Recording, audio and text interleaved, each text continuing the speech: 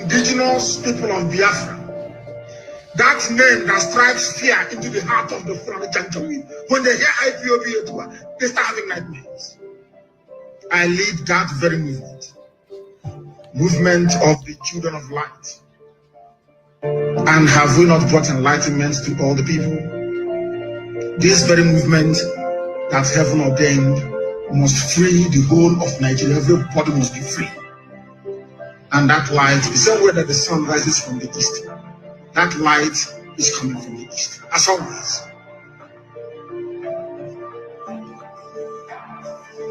I am the director of Radio Biafra and Biafra Television. God gave me another assignment this year, it seems. Not only to serve the wonderful people of Biafra, but also to serve the brave youth of Nigeria. And that is what I'm doing this evening. And will continue to do until everybody is free.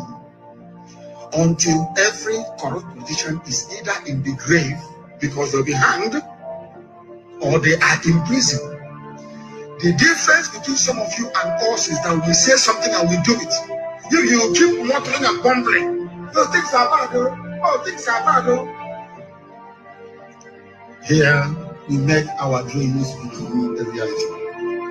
Not because we have any strength, not because we are better than any other person, but because Elohim is on the throne. I am always speaking the truth. You may not like it, it is the truth.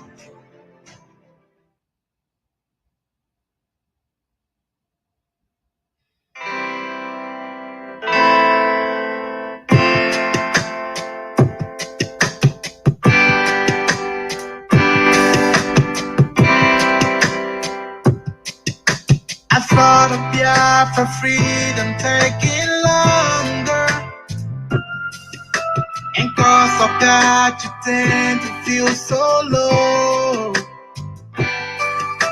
I know our freedom is your greatest hunger. I thought of Biafra keeps your heart aglow. We will walk the line, this hell that we've known with time. God will take it away.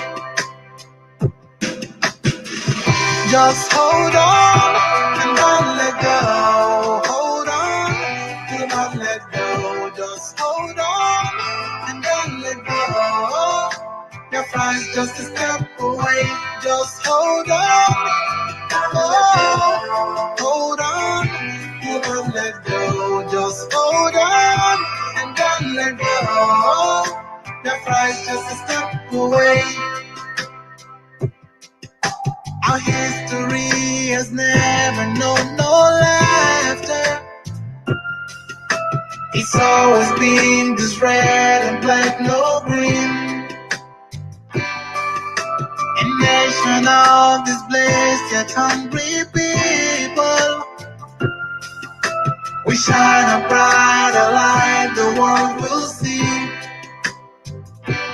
We will touch the skies and set up a throne on high and reign with our God. Just hold on and don't let go. Hold on, do not let go. Just hold on and don't let go. Your price just a step away. Just hold on. Oh, hold on.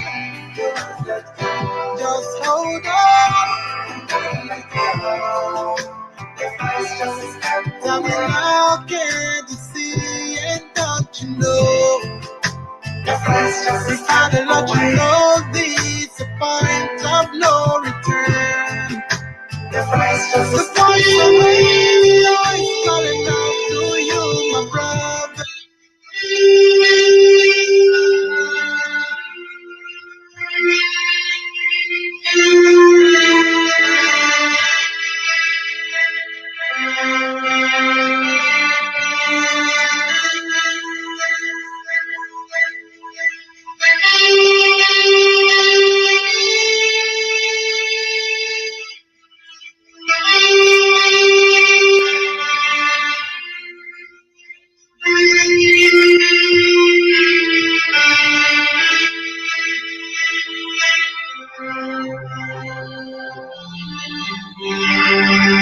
Good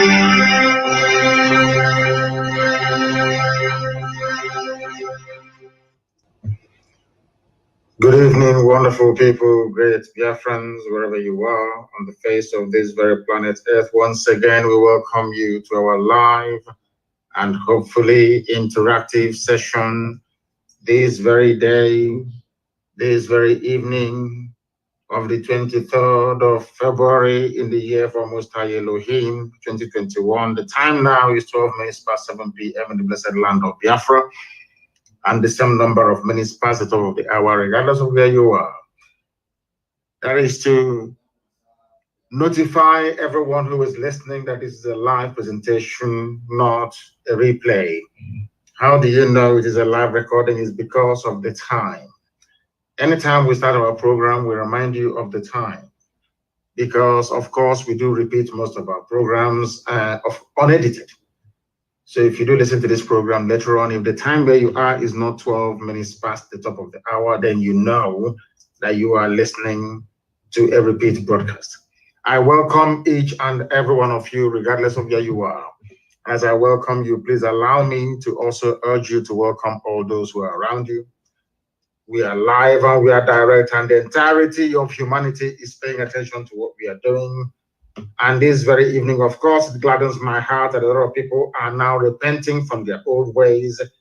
They have now come to embrace the truth, which IPOB have for long represented. Good morning, good afternoon, good evening, and good night to each and every one of you. Because unlike any other, this very broadcast simulcast on almost 5 platforms. We are on FM, we are on satellite, we are on social media, be it Facebook, we are also on Twitter, we are on Radio Biafra Community app, we are also on Radio Biafra app. Some may want to listen via tuning, Sweet Radio, just name it, we are everywhere. And that is why the propagation of this very gospel is unstoppable. It doesn't matter what the enemies do. It doesn't matter what they will continue to do. We remain resolute. We remain unflappable. We remain determined. We remain unbreakable. And that is why we do not retreat nor surrender. That is why today, the philosophy of IPOB, this very ideology we have preached for years, is now holding sway right across length and breadth of the damnable zoological republic. As always, my name is Nnamdi Kanu. I am the leader of the indigenous people of Biafra, the director of Radio Biafra and Biafra Television, and by the very special grace of the Most High Elohim, a servant of the wonderful people of Biafra. I did promise you that I'll broadcast every 2 days because there is need for people that inhabit that damnable zoological republic to understand that their lives are in peril. And together we are going to do whatever it will take to ensure that we save as many souls as possible. That is why we are here. And that is why we ceaselessly continue to preach this very gospel of redemption. But first of all, we must pray before I bring to you what we have in store for you this very day. And I will pray, of course, in the language of heaven. He also says in Chineke na nke pụrụ ihe niile anyị na-efe na agọzi aha nsọ ya mgbe niile. Chineke na nke ndị gboo, onye ọ bụ naanị ya bụ mmalite n'ụsọtụ. Onye anyị ji eme ọnụ, onye anyị ji anya isi, anyị enweghị ikike ọ bụla ezite ebube. Ọ bụ naanị gị ka anyị ji eme ọnụ. N'ihi na ewezuga gị, ama ndị na-achịwa anyị ọchị. Mana ọ bụ site n'ebere gị na amara gị, ịhụnanya gị, mmeso ọma gị mere anyị ji wee nọdụ were n'ụbọchị nke taa. Ma wee na-arịọ ya eleze ebere ngọzi ka i wee mee ngwa ngwa ka ị bịa zọpụta ndị gị, ka ị bịa napụta ụmụ gị bụ ndị Biafra n'aka ndị iro. Ijikwa otu aka eze ebube dị ngọzi wee zọpụta ndị Yoruba Oduduwa, ịkwa ka i wee zọpụta ndị Middle Belt. Onye nwe m, nke kachasị nke biko nye anyị amamihe na ezi echiche, nye anyị ezi nghọta, nye anyị ezi ịhụnanya mmekọta nwanne na nwanne, ozi nna dị ngọzi.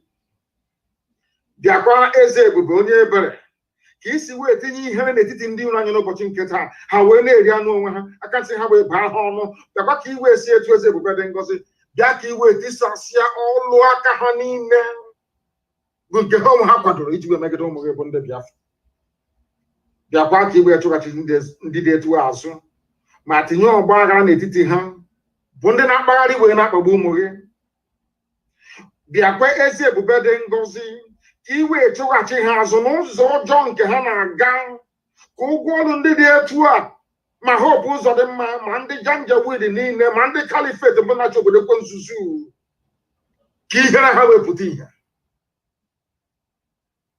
ma lekwa anya onwe anyị bụ ndị na-achọ iru gị ụmụ gị bụ ndị Biafra ụmụ IPOB n'ụwa niile anya onwe anyị bụ ndị nwe ezi ịhụnanya na ezi mmasị ebe ntụziaka iwu gị nọ anya onwe anyị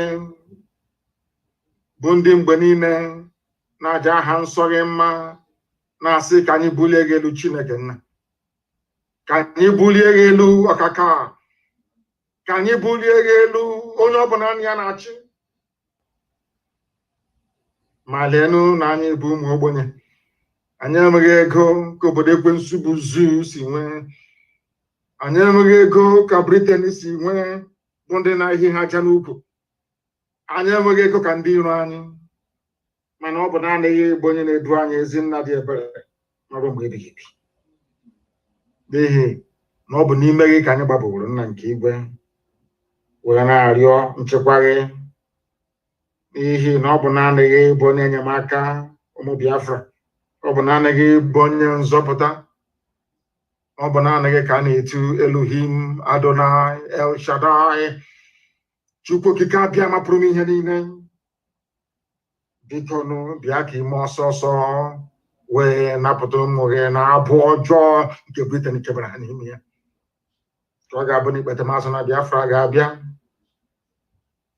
eluigwe n'ụwa ga-agba akaebe ịhụnanya gị n'ime ndụ ụmụ gị anyị ga-asị na ọ bụ naanị gị bụ Chineke nna bụ na-ekwesị ntụkwasị obi pụrụ n'ihi Biafra ụwa niile ga-echigata azụ wee maa na ọ bụ naanị gị bụ onye na-eme amara otuto na nsọpụrụ na ịja mma dịrị sọsọ aha nsọ gị onye kere ihe niile kere eke mana onye kere ya ugbu a ma ruo mgbe niile ebighị ebi ka anyị na-arịọ gị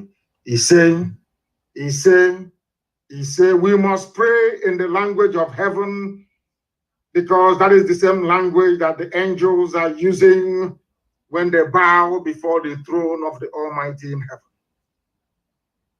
We are going to preach this gospel today. As you may have noticed, my voice is very calm. I want you to get your pen and paper ready. Abandon every vestige of greed, envy, and jealousy.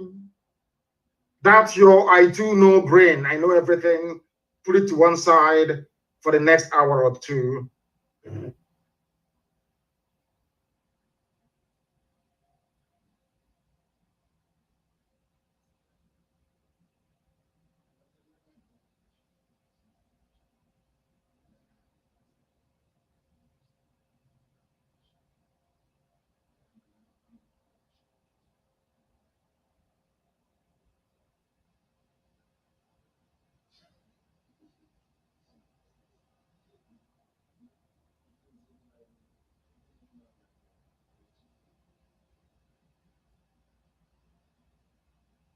Sorry, excuse me.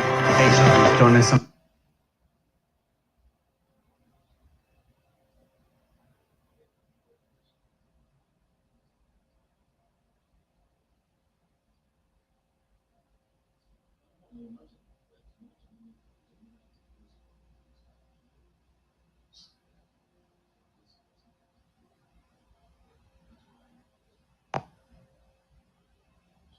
Get your pen and paper ready. Abandon every vestige of greed, envy, and jealousy. That's your no brain. I know everything. Put it to one side for the next hour or two. Get your pen and paper ready. Abandon every vestige of greed, envy, and jealousy. That's your I too know brain. I know everything. put it to one side for the next hour or two.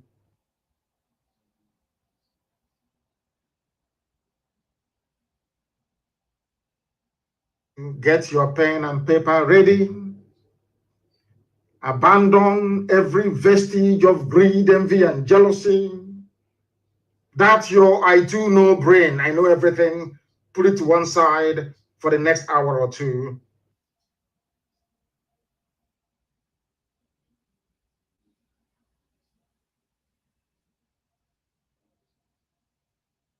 Get your pen and paper ready. We are. Abandon every vestige of greed, envy, and jealousy. We are back once again. They're doing that's your I do know brain. I know everything. To stop us from spreading this very gospel of redemption. But we are back here live and direct once again, and I believe that all our platforms are working. There are those that have taken it upon themselves to inform me each time that there is a wobble. I need to know that all our systems are working very well. I want to know that all our systems are fully operational. Very, very important, please. Our enemies will try all they can to distract us. Please, I do need confirmation that all our systems, that our output from here is working very well. That is what I want to know, please. Very, very critical, please, that I get this confirmation. Is anybody able to confirm with me? Even if yes, we are okay. We are okay. Somebody's saying we are okay. I can see most of the comments. I think it's on Facebook. And Nnadubugo is listening to us on Twitter via my Twitter handle at Mazi Nnamdi Kanu. Yes, I don't know if they have fixed it. We have fixed it, of course, here. Yes, they can now hear me. It is now working. Thank you very much. NDBC, thank you very much. All of you. Donatil Sunkem, thank you very, very much. Chieme Okoro said, yes, that it is now working. It is now working. So we are live and we are direct. Once again, it is very clear. And the whole world. They don't want me to preach this gospel because they know what it contains. I call it the end of discussion. After this very program this evening, people will begin to have a more deeper appreciation of the enormity of the task that is before us and what we are doing to rectify the uselessness that Nigeria has become. We must preach. First of all, this very evening, morning, afternoon, night, depending on where you are, there is no country, nation, or geopolitical space on this earth where a black man is in control of his life, talk less of his destiny. I want you to write this thing I'm saying down, please. Very, very critical. You write it down because what we are going to do, as always, is to try to build a very necessary preamble, lay the foundation upon which we are going to rest our lecture this very evening, this very gospel from heaven. I repeat, and I'm saying there is no country or nation on this very earth where a black man is in control of his life, talk less of his destiny. I know some of you may mention Barack Obama, that he was the president of the USA, but during Obama's reign in the USA, black people were more disadvantaged than at any time in US history. Had Obama's reign in America, or should I say his presidency, been a success, you won't have issues like Black Lives Matter. Black Lives Matter because racist, white police people in America were slaughtering blacks at will. That is after a black man had become the president of the United States of America. Why I'm saying that is for you to grasp the essence of the point that I'm trying to make. That there is no country, nation, or geopolitical space on this very earth where a black man is in control of his life. And I'll bring that to the zoo very, very shortly. Sometimes I wonder if God created us or God made we black people and handed us over as slaves and farm animals to serve other races. That is why anywhere you go around the world, once you are black, you are very close to the dustbin. Do you know they have a caste system in India? Do you know the lowest caste in India are black people? Do you know in Sri Lanka they have a caste system? Do you know that the lowest caste of people, they are black people? Do you know that black people are also suffering in Papua New Guinea? Do you know that they are at the bottom of the pile? I am saying all these things so you understand why these criminals, these vultures, these workers of iniquity are all against Biafra. A simple point I'm trying to make. Because when people are down, you need a force, you need a movement, you need a figure, you need a people to raise everybody up. When Asia was down, it fell upon Japan to lift the whole of Asia. When the Western world was down, it took the grit and the might of the United States of America to grind through the Second World War and still be able to rebuild Europe. Europe was rebuilt with money from the United States of America. Nobody's doubting that. At every period in history, you have always needed a race or a people to stand up and say, or to say enough is enough. It has fallen upon our generation, this very generation of IPOB, and we are saying enough is enough.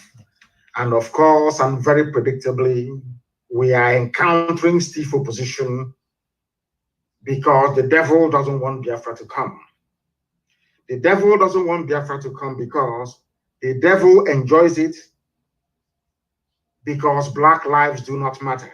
Because all over the world, there is no place, there is no country where a black man is in control, or black people for that matter, man and woman, even black dog is in control of their lives. I want you to understand that challenging this very prevailing orthodoxy is the reason why we have so many people within and without against this very promise of God. The same thing happened to Israel. Nobody wanted the Jews to have their own homeland. Nobody wanted them to have it. Even before time, even to leave Egypt and go, they were complaining of exactly the same thing happening in the zoo, because I don't know, for some inexplicable reason, I'm in a spiritual mood this very week. For some reason, the same thing that happened to Israelites are happening to us. If you go to the northern part of the zoological republic, they're complaining. They are everywhere. These Easterners, these Biafrans, these Ipob people, they're everywhere. They own the shops, the businesses, and everything. That is envy and jealousy. We want them to go. We don't want them in our land. It's something that Pharaoh said. We don't want Israelites in our land. But to allow the Israelites to go was a problem. There's something happening in Nigeria. You are complaining every blessed day, and we are saying allow us to go, and you're saying no. The same biblical scenario being played out in a contraption created by man in Africa in the 21st century. How abominable can that be? I want people to listen very carefully. I am not going to be very fast. I want you to absorb all that I have to say this very day. It's very, very critical you do so. A black person has no pride. The reason why I am throwing this line this evening is because I want you to understand the genesis of your problem. Black people do not have any shame. They have no pride. They have no class. They have no sense of decency. Why am I saying this? I know some people are grumbling already, saying, oh, why he's insulting black people? No, I'm not insulting you. I want you to be able to reason. I want you to reason very, very clearly, please. Do you know why I say you have no shame, black people? If you had any shame at all, there is no way any white man can travel up to 4,000 miles and come to your land and take away your name and give you his own name. Do you want me to repeat what I said? Let me tell you why black people are suffering, why we are the lowest of the low, why anywhere we are in the world, people treat us as if we are trash, basically. It's because we have no regard for ourselves. We have no pride. We have no honor. We have no dignity. Can you tell me why any sensible black person, any sensible human being would call himself a Nigerian? Can somebody please explain that to me? Did you create Nigeria? The answer is no.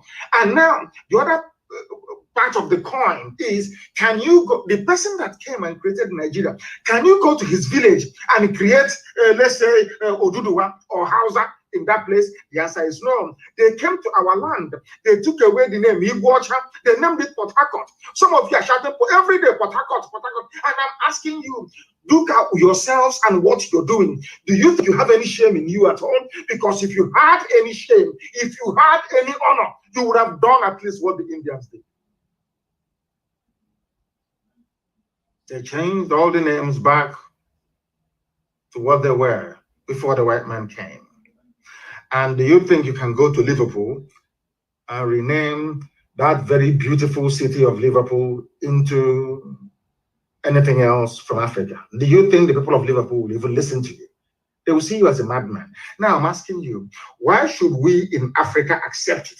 Somebody will travel for thousands of miles, come into your land and tell you that your ancestors, your grandfather, your great-grandfather, your great-great-great-grandfather, that they had no history. In one stroke of the pen, your life all of a sudden started in 1960. In 1960, your essence as a human being started. Tell me any sensible country in the world where the president is older than the country itself. And then the sensible question that any right-thinking human being should ask is this: what was my history before the creation of this thing you now say is my history? Simple research we do not do. Because had black people been engaged in very rigorous research, they would have a sense of pride and dignity. Even Native American Indians, they have dignity and pride. Europeans wanted to convert them to slaves, to use them in their farms. And the Indians, the Native Indians in America said no. You know what they used to do? When the white man turns his back, the Indian will kill him. He may die in the process, he doesn't care. He would kill him. That way they realized that enslaving Indians or turning them into farm animals is not possible. And they went to Africa. In Africa, when they came, Africans only didn't serve them. Africans were willing to sell their relatives in order to please the white man. Because we have no shame and we have no pride. Why am I saying all of these things? Look at the case of Nigeria today. Somebody will come out and say that we are going to kill a particular set of people because they do not believe in what a white man created in Africa. In essence, that is what Lai Mohammed and the bandit sheikh is saying. The reason why we will not negotiate with Ipob is because they do not recognize the legitimacy of Nigeria to exist. Without looking at the reason why. That is the thing about black people. They never look at the reason. Nobody has ever bothered to sit down and say, why is IPOB insisting that things cannot continue the way they are? Of course, I'm very happy that some of them have now come around. They begin to reason like human beings. They are now beginning to reason like human beings. I don't know why a black man has no pride. If you have a pride in you as a black person, you cannot open your mouth and call you Gwacha Port Harcourt. You cannot open your mouth and say Nigeria is my country. It shows you do not value yourself. You don't even trust yourself. You don't even trust your ancestors. You don't even trust God that made you the way you are. You have no shame inside you. That is why white people can come to Africa and draw our boundaries for us. Give us names they want us to bear. Even those of you who are in Christendom, when during baptism, you see how clever they are. During baptism, they tell you to throw away your old name. You shouldn't answer Angoreka, don't answer Ifeinwe, don't answer Chibuzo. It's not good. Why don't you answer Raphael or answer Isabella? That has no meaning. I want to point out instances as to why people out of ignorance and foolishness defend one Nigeria. Anybody defending one Nigeria is an ignorant fool. He's a fool and is going to remain a fool forever. It means you are daft, you're hopeless, and you're very stupid. You have no brain. Had Nigeria been created by people coming together, as most people had campaigned for or agitated for many years ago, but lacked the balls to execute it. And the likes of Shoyinka and Tinubu insisted that what we want is a of course, sovereign national conference. So no matter what the Janjaweed is doing, no matter what Britain is doing, you say no, we want sovereign national conference, and then after that a referendum. But today you have pride.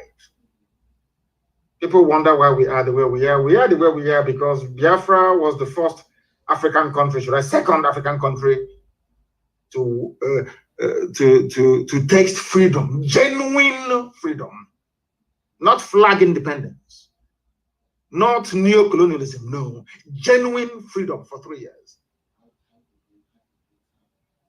The children they gave birth to is carrying on from where their father stopped.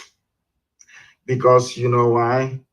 We are Biafrans, and in us there is a lot of pride. A lot of pride. I have told this story so many times, and I'm sure that even some people may be bored of hearing it, but I will say it once again. One of the things that formed my outlook on life was Alex Haley's book I read, Roots. I think I remember I was a 17-year-old when I read Roots. I read Roots. And a very brilliant book, I must say. There's an adaptation of it.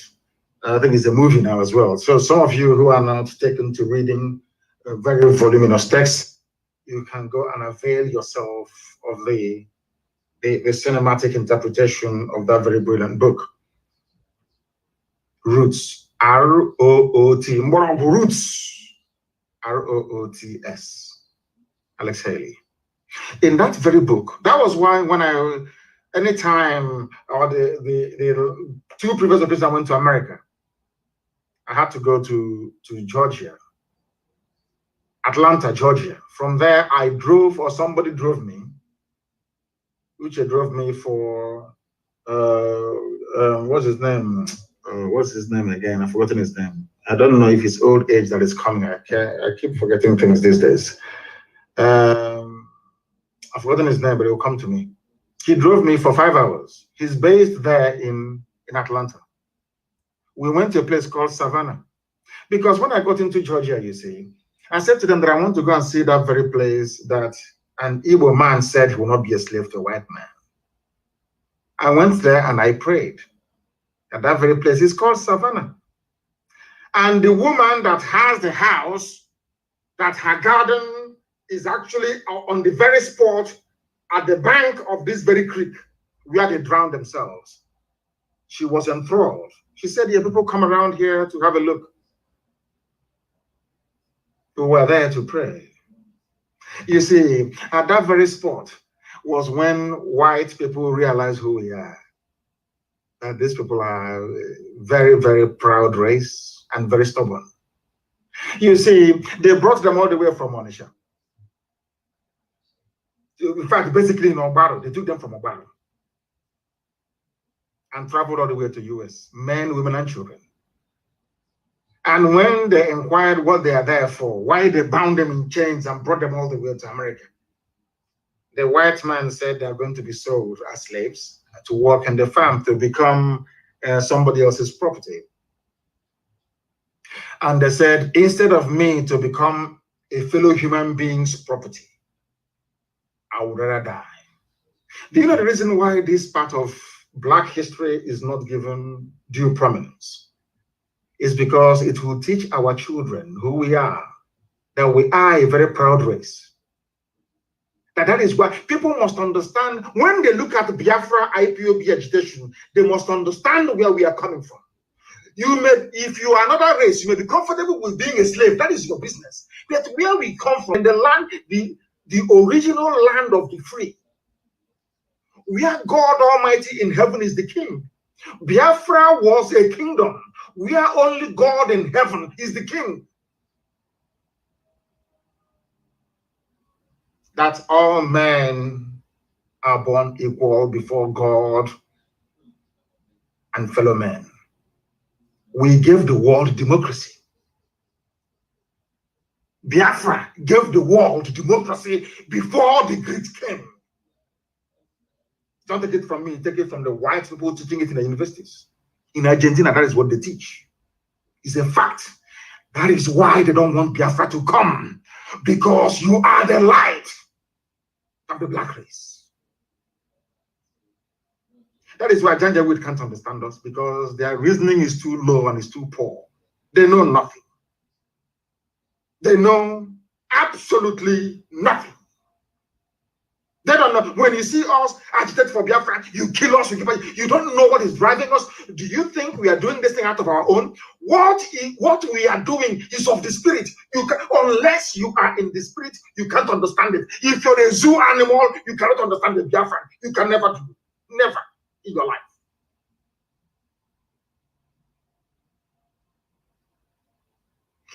You are in a country where somebody created for you. 1960 Nigeria won independence. In your life started in 1960, and every day you wake up as a grown-up person, lettered and educated. You don't ask yourself, what is the history of my grandfather? You don't ask, because you are black, and every nonsense that comes to you, you accept.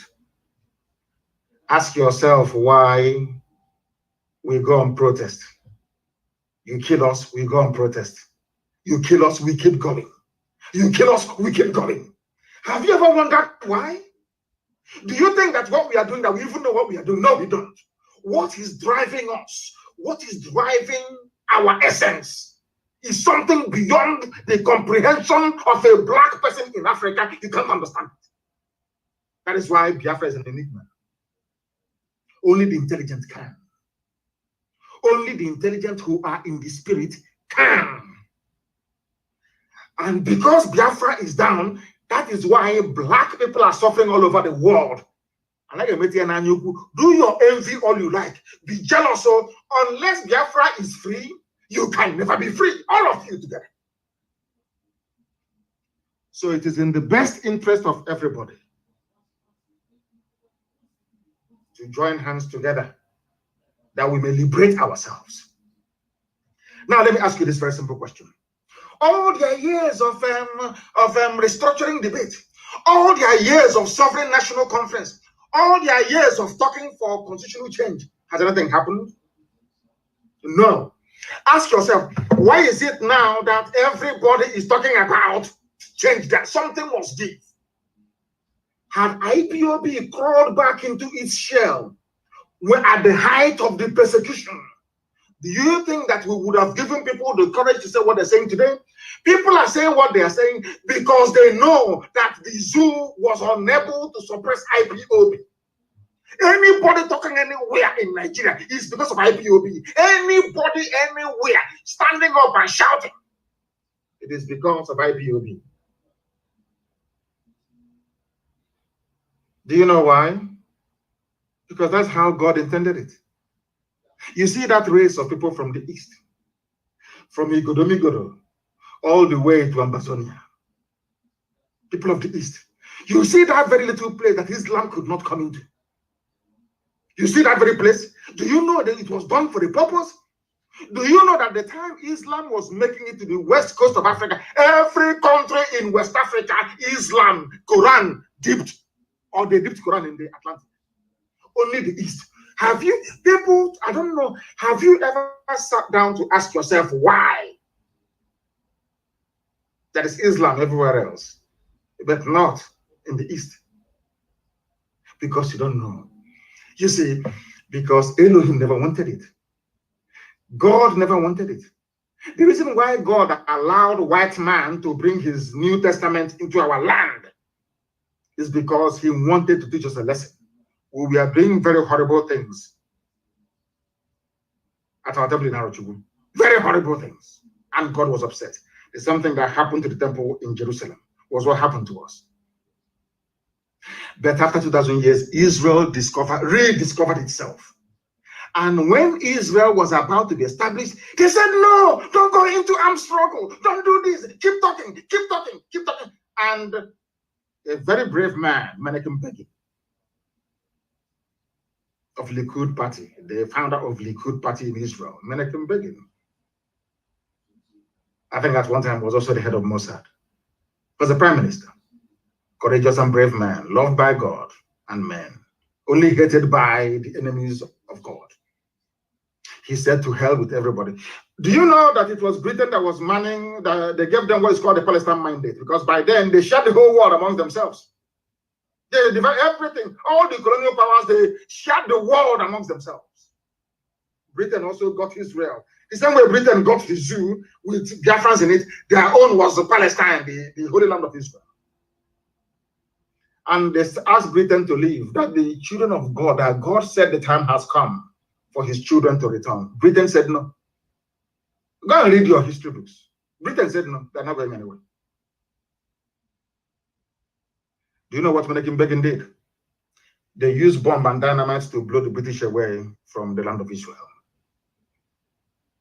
And in the end, Israel was restored. That is the reason why I love the Bible so much. When they say that the kingdom of God suffered violence, and only the violent can take it, and with force. If you restore the history of Israel, it's very clear. When Israel was begging, oh, you're killing, you know what that thing we used to do? You're killing us here. Nobody will listen. They were slaughtering Jews all over the world, slaughtering them for nearly 2,000 years. Nobody did anything. Until one day, European Jews said, you know, they are going to kill us anyway. So we might as well put our life to a very good use while we still have it. We are going to have a state of Israel. And it happened. People said it wouldn't happen, but it happened. The same way we are going to have Biafra. It doesn't matter what you say. We have the lives to commit into it. And it will come.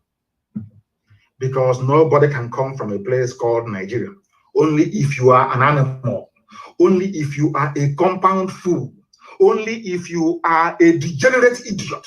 Only if you don't have any brain. I keep asking you, okay, let us take your family now, for example. All of us, we have our own homes. Is that not correct?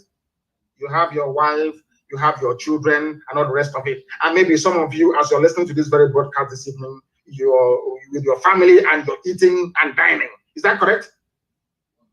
Oh, how about if I walk into where you're eating now? It doesn't matter where it is. Let's say I walk into a family at Ipob this evening and say, I am a Biafran. And by the way, I want you to change your name. This night, the name of this village. No, in fact, Ipob, I want to change it. And I want you to call it Ipob the New Mbise. Are you following? What will you do to me? Even Janjaweed, if I were to go to Sokoto, doesn't belong to them. And I'm very happy today. There's a clip I will play, not audio I will play for you to hear. And I'm sure our media will go and get it and spread it everywhere. When Lafia was talking, Dr. Lafia was talking on channels, that's Janjaweed TV station. He is apart from we in IPOB, he is the only person I've heard use the word, the Habe Hausers. Today, I knew that the man, he reads his books, he's intelligent. When I mentioned the Habe monarchy, some of you don't know what it means. When I mentioned the Hausa, their name was the Habe, H-A-B-E, the Habe monarchies of the Hausa kingdoms. None of you knew what I was talking about. But today, my Lafia, I heard him say it. I ain't going to go, to be honest, we are learned. I'm being honest with you. But we shall get to that later. We must change where we reason, Black people. And if you like it or not, as I warned you, as I not warned, as I explained to you a few days ago, as I explained to you people a few days ago, if you ask Angela Merkel, when they were exasperated with the presidency of Trump because they didn't understand him, they will say, these are European ministers, oh, listen carefully to how white, now I understand why white people, they have so much, they make so much progress. A white person, I heard Angela Merkel the leader of the strongest nation in Europe, Germany. By none, Germany is the strongest nation in Europe. Do you know what she was saying? Oh, we want President Trump to show leadership. He is the leader of the free world. This is the German prime minister saying that another head of state is the leader of the free world, because they understand that if America dies today or is suffering, they know they're all sunk. Do you think an African head of state will do that? You have jazz. Never. Pride and envy won't let them. Jealousy and greed can't allow them. That is why they don't want to give Biafrans credit. They know who we are. They know, as I said to them, how many hours did your protest last at Lekki? Not up to 5 minutes. They vacuum swept all of you inside Black Maria, and the protest is over. Because I did not bring out IPOB. I did not bring out Biafrans in Lagos. Had I given the order, come out for protest, by today, the protest will still be on. It is nobody's fault. That is how God made us. It is not, I'm not bigoted. It is not about ethnic jingoism. It is not about a sense of racism. That is all rubbish. But the creation as we know it started in my land. Creation, God Almighty in heaven chose Biafra land as the center of this very earth. 0 longitude and 0 latitude. Go and check your geography textbooks. 0 latitude and 0 longitude, where sunlight meets darkness. The center of this very earth is in Biafra land. That is why Britain created Greenwich Mean Time, moved it 1 hour to the left. Who doesn't know that? That is why they're afraid of us. That is why they cannot get any conviction in any court in the world. That is why they're even afraid of us, of trying us in their own courts. That is the reason why we are as formidable as we are. But the devil will try. The Ekwensu will try, as they did against the emergence of the glorious state of Israel. They will try, but they will fail in the end, because we represent the light. Do you know that darkness has no power? You see darkness. You see, darkness has nothing feeding it. I want you to understand and relate this very analogy to the zoo called Nigeria. You see darkness, or darkness. You know, when NEPA takes light, there is darkness everywhere. That darkness has no power. Darkness is only acting because there is no light. Once light comes, it disappears. And it can never come. As long as that light is on, darkness will never come close. Never, ever, ever. It can never come close. Have you do a simple experiment? Because you see, darkness, you know, when you're going out at night and there is no light, there is darkness everywhere, is because there is darkness in nature. Nothing is fueling it. There is no generator generating darkness. No, it's there, just there. Like Lucifer. Once, you see, for you to defeat darkness, you need to generate electricity or light.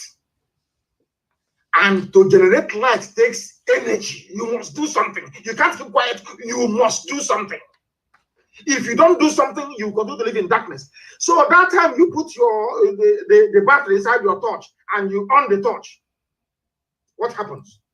Darkness along that line flees. It can never come as long as your light is on. As long as your light bulb is on, there is no way darkness can come. The darkness, it doesn't cause darkness anything. Like the Fulani Janjaweed, it doesn't cause them anything to destroy. But to overpower them, you must come together. There must be synergy, there must be energy, there must be momentum. You must have that thrust. By thrust, I mean T-H-R-U-S-T, not T-R-U-S-T.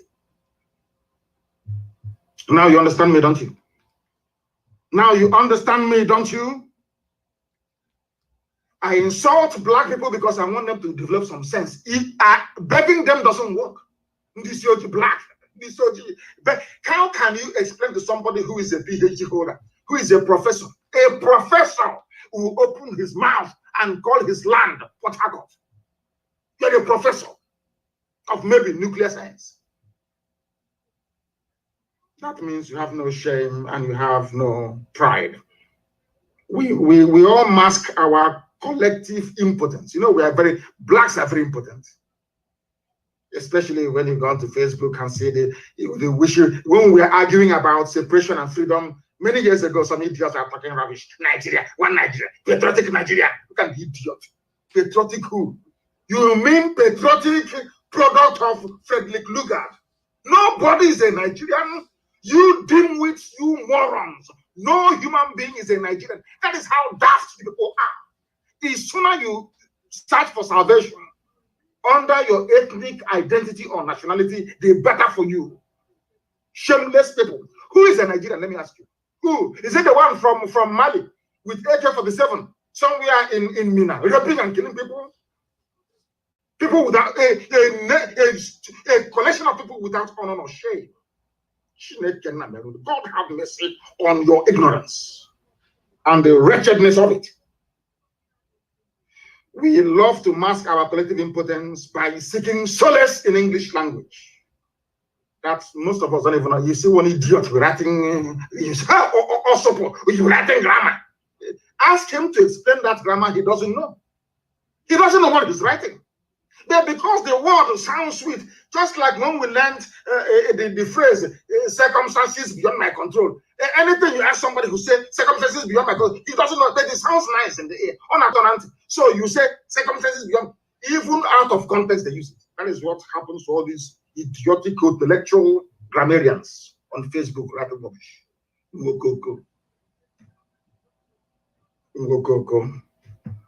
Now listen.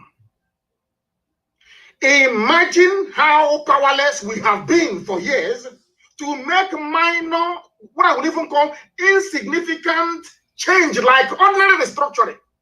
Ask yourself this question: what would it cost for an to restructure? Nothing. No, it doesn't. Nothing. Those championing restructuring did not say let's break Nigeria. No, they said let's make things better. Somebody somewhere said no. Go through your senators, because they know they have the numerical strength to frustrate whatever motion or bill that you have on the floor of both the House of Reps and of the Senate. And somebody who is so blatantly disadvantaged will rise up in the morning and tell you he's a proud Nigerian. I want to demolish these intellectual Lilliputs. Let me put it that way. They're minions. They are nothing. They hide under grammar. They spend 4 days. They go to the dictionary, cramming every rubbish. They come and they write junk because they are inferior. Because you see, an Englishman speaks English, and they are so inferior that you have to write. You want to aspire to write like an Englishman, so you can perhaps acquire some of the aura of an English person, so that your peers can respect you. But you are making an absolutely idiotic fool of yourself. As most of you may know, I have been to many countries around the world. There are people who write and speak their language with every pride. Every pride. You come and you speak, they say, oh, you speak English? You say, yeah, okay. Why don't you learn my language? Oh dear. Simple change, something as minor as let us go back to the regions that was working. Fulani said no. Only one group, and they're a minority. A bunch of Janjak, a minority. They are not up to 20 million. They're not up to 20 million. It's so ridiculous. I thank God that the houses have woken up after many years. Sometimes, if you're IPOB, you pat yourself on the back. You have changed so much. I'm telling you this. You have changed the thinking and the reasoning capacity of most people in that damnable zoological republic. And we must continue. We're going to stop. Imagine how are you hearing of sovereign national conference anymore? That one is dead, though. Simple, minor, even insignificant change, like restructuring the political landscape. They said no. Because you're a black man, you don't have the power to do anything in this regime. Something that should help move a country forward, some idiots in the same country, on the contrary, some of the so-called agitators for restructuring, you know what they're waiting for? They're waiting for Britain to say something. Not to say, but to do something. They want Britain to pick up the phone, the Prime Minister of Britain, US President, then call whoever is in Asorok and say, now it's time for restructuring. And do you know where they got that nonsense from? It was during Abacha's time. None of you were able to remove Abacha. He was a very deadly dictator, a very brutal one for that matter. Abacha was killing left, right, and center. Yet in Kano, there is Sani Abacha Stadium. Somebody who is acknowledged to be a mass murderer. The same thing they did with the regime, the murderous regime of Abacha, is what they are doing with Fulani headsmen, killers and murderers. They always defend their own. And somebody was, I remember in those days, they said their zoo national team, Green Eagles, were going to play as a Super Eagle. I don't know what eagle they are now. Or maybe Dark Eagle or White Eagle, I don't know. That they were going to play a football match in Kano at a place called Sani Abacha Stadium. And I remember the white commentator saying, come on, Sani Abacha Stadium? Was that not the dictator? Hey, Shem left everybody and was doing me. He had a happen now, like them. Left everybody and was holding me. Now you understand it, don't you? The same way they are defending. Is it not Buhari, the dead one, or the real Buhari? When that dead Buhari was, do you remember when Buhari said that Abacha did not loot any money? Have you all forgotten? One Nigerians. You see the way you reason? That is why I feel sorry for all of you. You one Nigerians. Your stupidity cannot be weighed on a scale. Your idiocy is legendary. I'm telling you. Sani Abacha Stadium. And they said Abacha did not steal anything. Hiding under English. It's common restructuring you cannot do. Ordinary, everybody agrees it may help. You cannot do it because you're waiting for a white EU, white America, white Canada, white everywhere to do it for you. Because it was America that killed Abacha, not you. You are impotent and you're powerless. And it wasn't Africans that got independence for Africa. It was the United States of America warning Britain and the whole of Europe to get away from Africa. That was what happened right after the Second World War. Anybody telling you that they fought and they got their flag independence is a liar and is a deceiver. Do you understand? I think it was Harry Truman that said to Europe, oh, enough of that rubbish, that your useless colony you have in Africa. Get out! And they went out. The same thing happened during the Suez Canal crisis. Some of you may not know because you may be too young or you are ahistorical because you don't read books. There was a very brave, young military officer in Egypt called Gamal Abdel Nasser. And he killed, what's his name again? He killed the very moderate Egyptian prime minister, or they said he was killed by the, what's it called, Islamic Brotherhood. He assumed power. Britain left Britain. Oh. They want to come to Africa to be connecting to toll gate, checkpoint. They set up checkpoint as Suez because it's far more easier, like the Panama, to use the Mediterranean Sea to cross through the Suez Canal into the Arabian Gulf. Is it a Gulf of Eden? Or is it Arabian Gulf? One of the two. The Arabian Gulf. As they call it, Gulf of Eden. Because that way the ships, rather than going through South Africa, the Cape of Good Hope, and coming back up again via the Indian Ocean, a very long journey, you cut that journey short by taking a shortcut.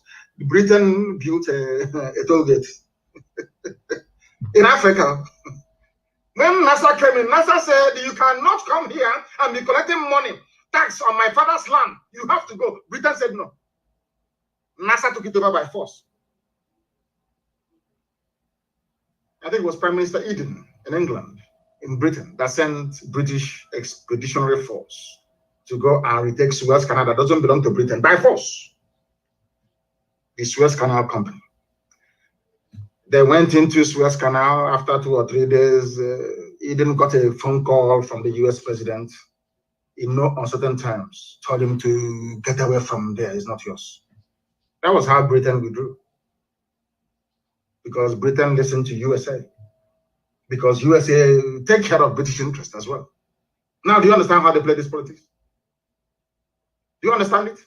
In your own land, you cannot even bring about a simple change. Ordinary restructuring, not even freedom. Ordinary restructuring you cannot do. Always blowing useless, senseless grammar that has no meaning. After blowing grammar, there's no light. No how to do, no good roads. After blowing grammar, I'm putting on tie in the middle of the afternoon. Also, swallow a sweet. And I was so speaking grammar all the time. And nothing is happening. Intellectuals everywhere. We mask our impotence by seeking solace in English language we don't even understand, most of us. Are always waiting for white people. We are not going to wait anymore. We are better off dead now. Okay, what are we doing with life? This stupid, useless life. A life where somebody can come from Mali with AK-47 and go to Zombe and decide to rape a grandmother. After raping the grandmother, you say they are misunderstood. You misunderstood them. They are my brothers. According to Sheikh Gumi, is that the type of country you want me to be in? Are you mad? Are you sure you're well? Are you sure you are well? Are you sure you are well? Intellectuals everywhere. But now they have come back to that. Most of them have come back to the senses. We need to get off our lazy asses to make lives better for ourselves by seeking freedom for everybody. I said mass overdose of freedom. Freedom is like vitamin C. In actual fact, it has no overdose. More freedom is better for everybody. And that is the freedom that we are seeking for everybody, for every dick, every tongue, everybody must be free. Everybody must be free. They caged you in the zoo, treating you like animal. The same way they treated your fathers, they're treating you, and you take it. All you do is you complain, you mourn, and you go back and you sleep. Not in IPOB, we don't do that rubbish. Look at how successive governments in Nigeria adopted what I call the pauperization. I want to get it to some people understand. You know, when you turn somebody into a pauper, into a very poor, wretched soul, I call it the pauperization philosophy of the Fulani Janjaweed. You know what they do in their feudal system? They become wealthy by impoverishing everybody else. You have to be poor. Only their children will go to school. Only them will have houses in Dubai. The ordinary Hausa man on the street is doing Babial with no hope for his children. But even Fulanis are suffering. It's only the feudal lords. They have educated, semi-literate feudal lords of the Fulani. They brought in that mentality. Some of you don't know why you don't have light in Nigeria. Sometimes I look at it and I laugh. A country that has coal, abundance of it, you have wall-to-wall sunshine every blessed day. You have tidal waves along the coastal lines. You have dams, you built dams, yes? You have gas. Let me repeat, you can generate electricity through thermal, which is coal, through gas, through wind, through waves, sea waves, through hydroelectricity. All these things are in abundance. Some of you go to China, you see they even make fake solar panels, and it works. A country of 200 million people cannot even utilize Kainji Dam that they built. A country of 200 million people cannot, they bring out gas from the ground, they ship this gas to Europe, to South America, to Asia. Those people, they have 24 hours electricity from the same gas that you're shipping from Ahaji. But people on Ahaji don't have any light. I don't know if I'm making sense. If people can understand what I'm saying. It's a lecture. People in faraway Japan that has nothing, they have light. People in Enugu that has coal under them, as you're working in Enugu, it's all coal under you. They have no electricity. Do you see how stupid black people are? Sometimes, to be honest, if you sit down and begin to ponder how useless black people are, you will go outside and you commit suicide. I'm telling you the truth. It's a simple question. How come I produce crude oil from the, no, you don't produce. God gave us crude oil. You export the crude oil in one barrel that contains everything from kerosene to paraffin to engine oil to plastic, everything. And then you only import petrol that you used to drive your car and diesel. Whereas you have refineries in your country. Let me be very honest. It's not pulverization. Pulverization is to make something disappear. That's to pulverize. Pulverize is to make something disappear, not pulverization. To impoverish somebody. Impoverishment.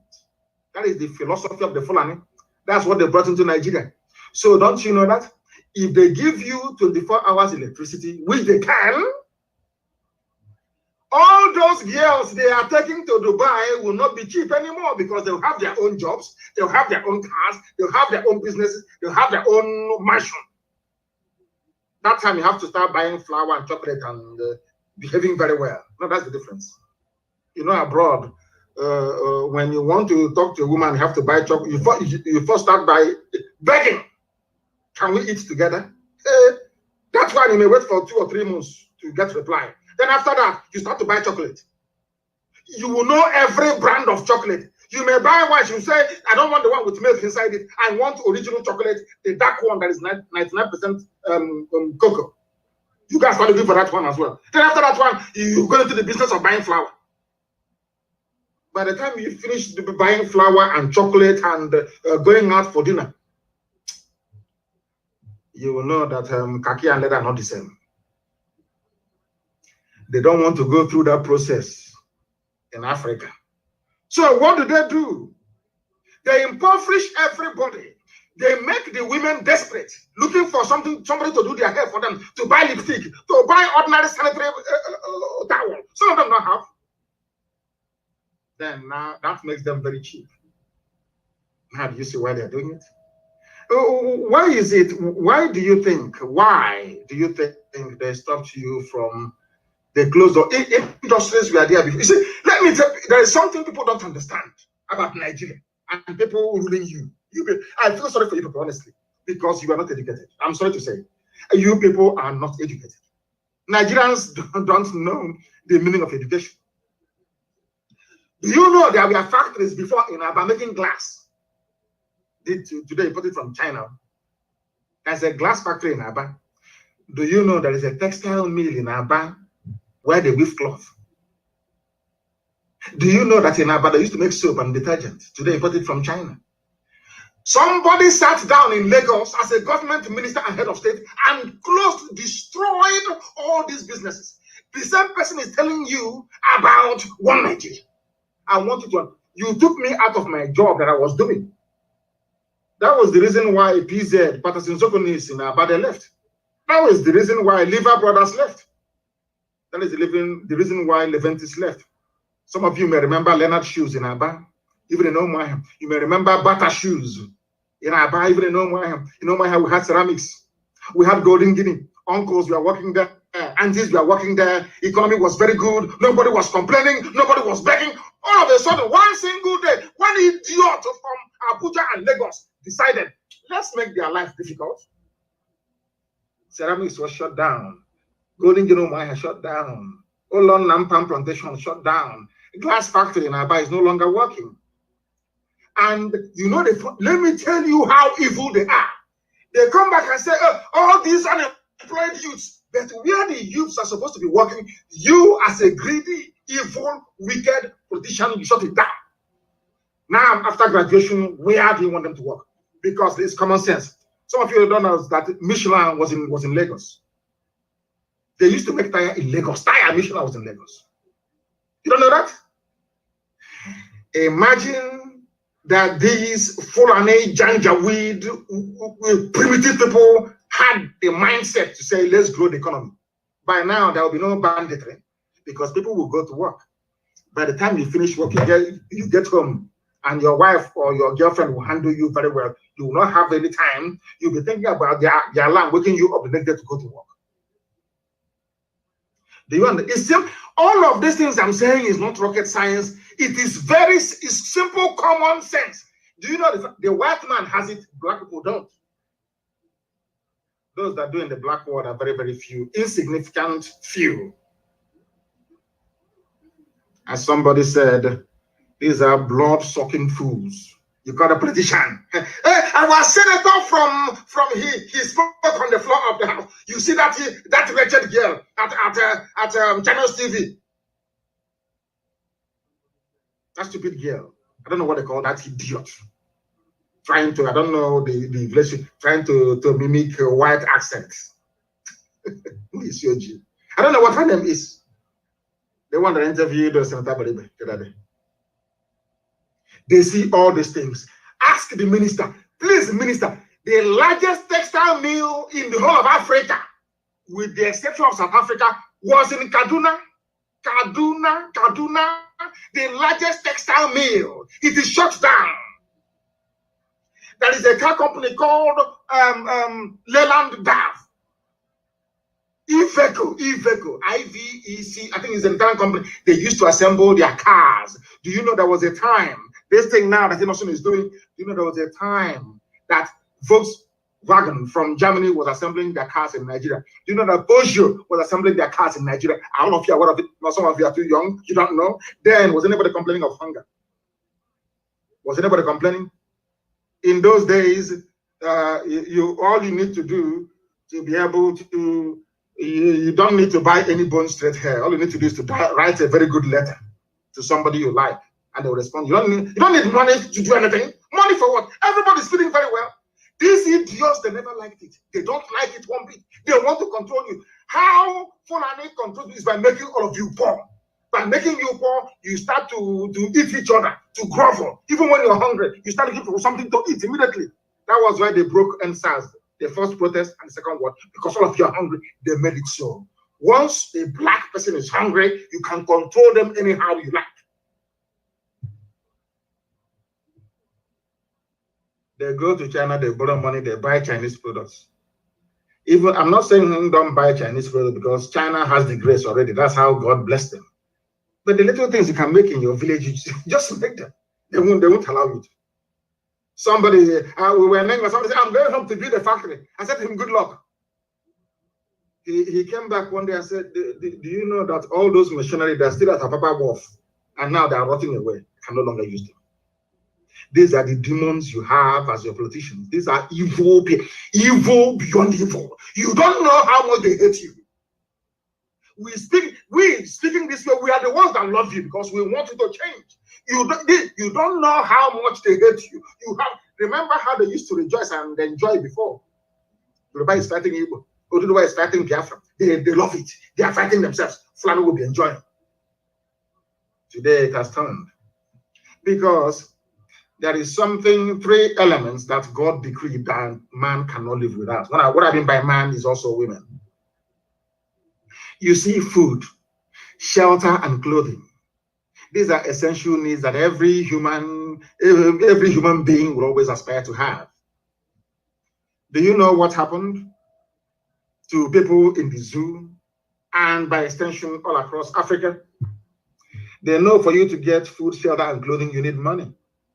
For you to get money, you need work. And all your focus, all your life is going to be how to provide for yourself and your family these three essential elements, or should I say ingredients of life. But in Nigeria, you don't have it. You know, sometimes I ask myself, do you see somebody who's pushing truck or pushing wheelbarrow, or a graduate driving keke napep? Some of you have PhD and you're driving keke napep. Some of you are riding Okada to make a living. Are you going to be able to build a house by driving keke napep? Maybe you mold one block a year. And if your child were to grow up and to start driving, you will need to get to the 10th generation in the next maybe 500 years or 500 something years for you to be able to build a house. That time you're long gone. And those after you are long gone too. And now what I want to say to you is that what they're doing in the zoo is deliberate. And what IPOB is doing, what we in the Biafra movement is doing, is to set all of you free. You may not like the approach. You may not like the style, but it is the truth that we are preaching here, and we will continue to preach it. That is why you have high levels of illiteracy. That all of them, from Atiku to the dead Buhari, to all of them, their children schooled abroad to Saraki, all of them, their children went abroad to study. That they neglected their mates. Their age mates gave birth to bandits that you have today. The murderers and the killers and the terrorists and the rapists you have. Do you see how it's called the irony of life? And that is why we must be free. They see illiteracy, ignorance, and chronic poverty as a tool with which to control the population and manipulate them. That is why Roger Socrates was able to rent his own thugs, and who opposed them are his own thugs. These are hungry people, hungry youths. They have to feed and eat. Why do they have thuggery and cults and all this rubbish? People are idle, they're not doing anything. And as they say, an idle man is an idle mind is a devil's workshop, isn't it? You know, we are one of the people that when I read a book, I take something from the book and I practicalize it. But some of you read just for reading's sake, if at all you do. Thank goodness that today, northern so-called minorities, northern minorities are waking up. Hausa people, the Habe Hausas are waking up as well. They own the land of the north. Northern Nigeria today is the land of Habe Hausa people. Not Fulani. Not Fulani, never. Can never ever be. And Hausa people must rise up to take their land back. It may seem impossible, but believe you me, by the time we are rising up everywhere, these murderers and killers and rapists from the vulture-infested foothills of Jalon will head back from whence they came. You must understand this. How is it that 200 million people cannot effect a change against an oppressive gang of people, 2,000 lunatics, calling themselves politicians? Are they up to 2,000? No, they're not. And they're back up. Let's give them credit. Let's round it up to 20,000 people. 20,000 people oppressing 200 million people. Reminds me of how white people came into Africa with only 20 men and conquered all of us. Look at where we are today. And we allow these 20,000 people every blessed day to be ruining our lives. Why do you think that politicians own newspapers in the zoo? Name one independent publisher you have in Nigeria. They're all financed by politicians because they want to keep you locked down in your ignorance and your perpetual cycle of poverty and deprivation. It's time for these 200 million people to rise against the wicked 20,000. Wicked and evil. These are people at home. They are evil people. Evil. Lunatics.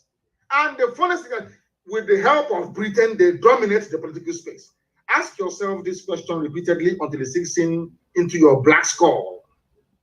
Ask, why is it that 200 million people are so docile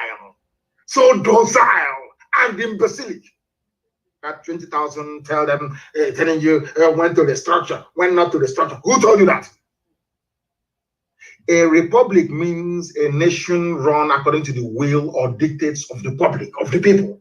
That is some of you don't even know of republic. Anyway, you have His Royal Highness in the republic. Oh God, what a contradiction. I am happy that today our own intellectuals are now beginning to see the light, of course. Before they were in darkness, they are now in the light. As we have always said to you, we in IPOB, we are the children of light. We represent light in here. Light. Now people are coming from darkness into the light. And why am I saying this? The rate at which Efulefus are repenting these days, so I see them, some of them on social media, some of them are asking me for forgiveness. I'm just happy. You know what they say, when one person repents, there is joy in heaven. All I have inside me is joy that people have now seen that thing that we saw many years ago.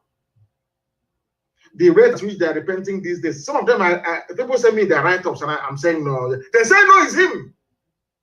That intellectual, he has now converted. He now has reason. Or should I say reasoning capacity? The rate at which they are embracing the ideology of IPOB, you will think that rapture is about to happen, or that maybe that Jesus Christ has landed somewhere and making his way to the zoo called Nigeria. And following behind him is Prophet Muhammad, at the rate at which people are these days converting.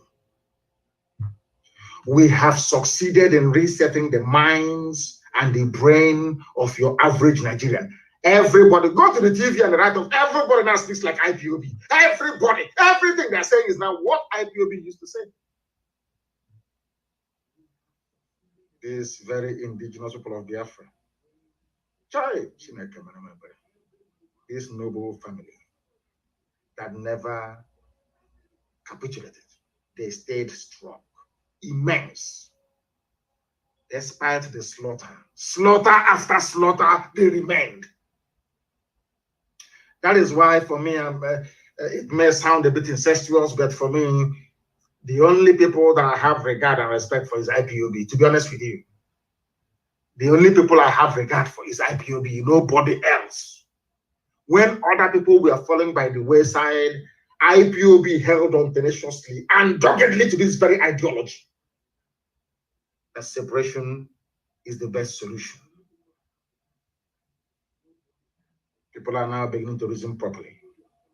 And above all, they have now acquired the courage to speak out, and I welcome it. Somebody wrote a very compelling, a former intellectual, he wrote a very compelling article. I couldn't have written it myself. I couldn't have a very good argument, and I want to use it to drive up. Hey, 2 hours, I think enough now, but I want to preach the gospel of heaven. Because you will see it happening. Gospel of heaven, that's what I preach. You, as of course, most of a very handful of you, as black people, you will always find a reason to be black in terms of your stupidity. But here, I don't have time for such. This very former intellectual wrote, United Kingdom, listen carefully, please, you Nigerian. I want to make an average Nigerian appear as stupid as he or she is. I want to use this article written by a former an intellectual before castigating IPOB. He has repented, and I want to read for you what he wrote. To tell you that, as I always said, in the end, we always win. It doesn't matter what you do. We will wear you out in the end. You will see hope was not what will happen to him. In the end, we win. Always we win. Now, listen. United Kingdom, the people that created you, you Nigerians, your creator, God did not create you. Stop. Every Nigerian should stop saying God is my creator. God did not create you. I can tell you who created you. And at the precise moment when she created you, I will say she, in this case, for sure. God did not create any Nigerian. The man that created you and the woman, they are both dead. That is why the zoo will die. United Kingdom was formed by the people of United Kingdom, not a foreigner. This intellectual rights. But the same United Kingdom will not allow we Black Africans to freely determine our own political future. Are you listening very carefully? Britain was formed by Scotland and England coming together in a meeting, in a sovereign national conference. Let's use that term. In a confab, they came together in a confab.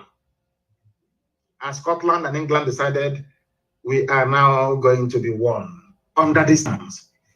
Some of you don't understand the United Kingdom because you call it London, so I forgive your ignorance.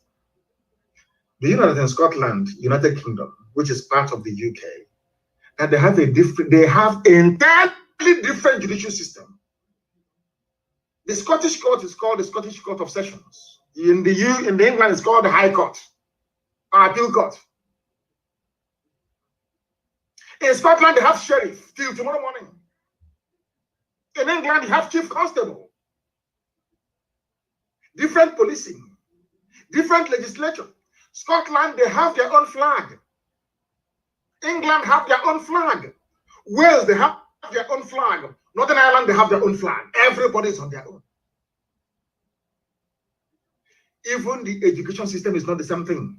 In Scotland, people still go to university for free. In England, you go with a loan. All these things are there.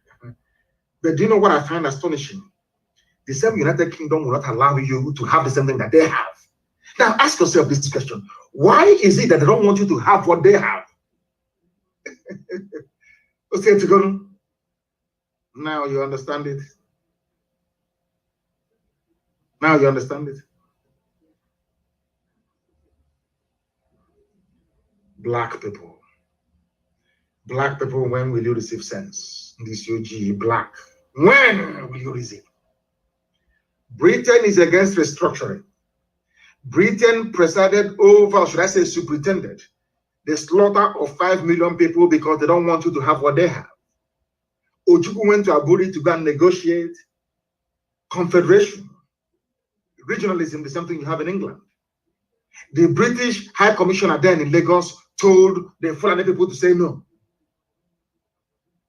The records are there. Ojukwu never went to Aburi to go and secede. Ojukwu went to Aburi to go and get what you're fighting for now was what Ojukwu was fighting for in 1967, but none of you knew. They used their propaganda BBC to deceive all of you.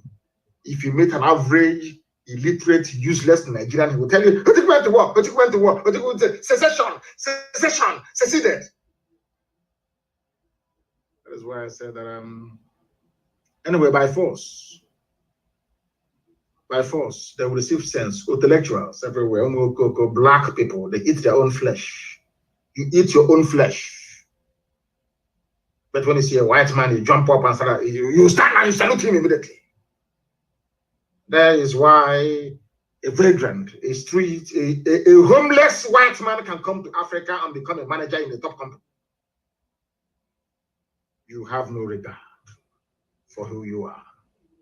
But we are IPOB. And we have regard for who we are. Britain, they have restructuring. Scotland is on their own. Britain, why can't I have what you have? They say no because we're a nigger. We created you. How can they are playing God? We created Nigeria. Every Nigerian is a British product. Some of you are like a factory product to them. You're like a factory product. And the worst factory product you can ever have is the one that doesn't know that he or she is a factory product. I'm very sad indeed. Britain, give us what you have. Common restructuring Britain will not allow us to have. This is what is called total control. They own you. Fulani are doing what they because Britain is behind them. Fulani can kill all of you. No, Britain will say it's farmer header clash. Farmer header clash. Farmer header clash. They are raping your mother. Fulani Janjaweed is on top of your mother with AK-47, raping her in front of you. You are calling the British High Commissioner. Come and say, it's farmer header clash. You are farmer header clashing on top of the woman. Is that farmer header clash? Is that farmer header clash? I ask of you. Black Africans, even the United Kingdom, have a better political prospect than those in Africa. This is the reality that we black people have failed to confront. A black person in England, in the UK, has a better political future than a black person in his father's compound in Africa somewhere. The worst thing to ever happen to Nigeria is the primitive feudal mindset of the Fulani Janjaweed, aided and abetted by British neocolonialists. I do not honestly think that any African country, honestly speaking, qualifies to be a member of the UN. What we have in Africa are artificially created political enclaves under the domination of their colonial masters. It is called neocolonialism. The brain of a black person is designed to engineer hardship. Why do you think they shut down all the factories? Why do you think there is no electricity? because they want to make you poor. English, Scottish, Welsh, they came together in 1707 to form a union. They decided to call their new formed union, Union Kingdom. The union was between the Kingdom of England and the Kingdom of Scotland. The Kingdom of Ireland joined them in 1801. The union became the United Kingdom of Great Britain and Ireland. Even they respect Ireland, even united based on common goals and interests. And they had a treaty. Where is the Treaty of Nigeria that bound Nigeria to? Where is the treaty that says that a Yoruba man must be in a country with Fulani man? Where is the treaty that says a Gwari man must be in the same country with a Nupe man? Where is the treaty? Where is it not? A white man is your treaty. Very, very sad indeed. Very, very sad indeed. England, they have their own flag. Everybody, anyway, and they have a Union Jack. Go and look at the Union Jack, the United Kingdom flag, the British flag. You will see that every nation is there in that flag. They don't want us to have the same thing.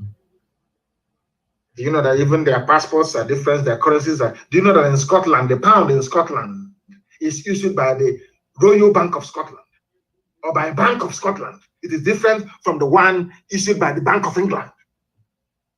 Are you people aware? But I keep asking myself, why is it that Britain, you have all these things? Okay, I'm sorry. I'm sorry. You created us. I'm sorry. We don't have any say. Sorry, sir. Sorry. So sorry, colonial master. I spoke out of turn. What has one Nigeria done for you? One Nigeria only succeeded in giving you poverty, in giving you nepotism, bloodshed, discrimination, tribalism, just name it. At no time in the history of the Zoological Republic of Nigeria did these zoo animals called Nigerians ever sit down to discuss why they need to be together. All they do is to preach peace and unity without the ingredients of peace and unity. You come to my land and you kill me and you're asking me to be peaceful. How is that possible? And now, please, that is something that I want us to listen to very carefully. I want us to listen to this very, very carefully, please, because I want to play this if it will let me. If at all it would let me, I would like to play it. I would like to play it because it is very, very important that I play this very evening. I need to play it. Our people need to understand what is happening, what is going on. I want to play it. I do. Seriously, I want to play it. And as soon as I get it, it was an interview on Channels Television, and I want you to listen to the final detail of that very conversation. It is very, very important. The final details of that conversation is key for people to understand what I'm talking about. Now, listen. It's from Channels Television. I want you to listen to this very interview very, very carefully, please. Very, very carefully. Please listen. Times, we've also seen even Fulani ethnic groupings suffer some of this violence. In Sokoto State, for instance, the people who were attacked with Fulani in Zamfara State. This girl is defending at Channels TV. She is defending Fulani Janjaweedism because they give her money. Maybe one of them are taking her to Dubai to do shopping. She has bought, I think she bought a new blouse. I've not seen her before because her wardrobe is very poor. She bought a new blouse now and changed her glasses. So whoever took her to Dubai, she needs to defend the person's interest. That's what she's doing. Let us listen to what the girl has to say. This is the main anchor on whatever her name is, on Channels TV. One of those doing the bidding of Fulani Janjaweed. Listen. For instance, the people who were also attacked, just a moment, the people who were attacked were also Fulanis. In Kebbi State, where we also understand that there is a vibrant farmer Fulani population, they have also suffered some violence from this so-called herdsmen. So can we really say it's about an ethnic group? Or is it, something that we're yet to really put a finger on? To be honest with you, I use the word Fulani as a generic term. That we have armed militias, many of them from foreign lands, You know, when you speak Hausa, and I speak Hausa like a native, I speak it better than my maternal language. This is my life here. Okay? And when somebody opens their mouth, you know precisely what kind of Hausa they have. Whether it is Hausan Kano, Hausan Zaria, Hausan Zazo, Hausan Kasana, Hausan Sokoto. And when you know Hausan Niger, Hausan Mali, you know it. Many of these people are foreigners. We call them Fulanis because that is what they call themselves. And but I think this is more than just Fulanis. But I think you are, if I may respectfully disagree with you, the killings in Zamfara are ethnic.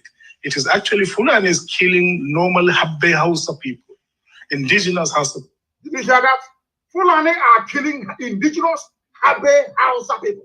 This is from Dr. Mailafia. He speaks Hausa more than most Hausa people. Are you listening? Do you want the same thing to happen to you? Hausa gave them everything, gave them Gobert, gave them all their cities, killed their kings for them. Fulani is not happy. Even after nearly 200 years, Fulani is still killing. They are killing Hausa today. They have a houses. The funniest thing is that they convinced these Hausas to help them to kill their kings, and the Jobs agreed. Today they're killing them. In other words, who pulls on them? And those of you working for the Janga Week, it doesn't matter what you do. In the end, they will kill you. Let us listen to this very erudite, intelligent, composed, polished, and intelligent man speaking. You know, I am drawn to intelligence. When I see people who are genuinely intelligent, I'm drawn to them. That's who will go. Listen to the points the man is making.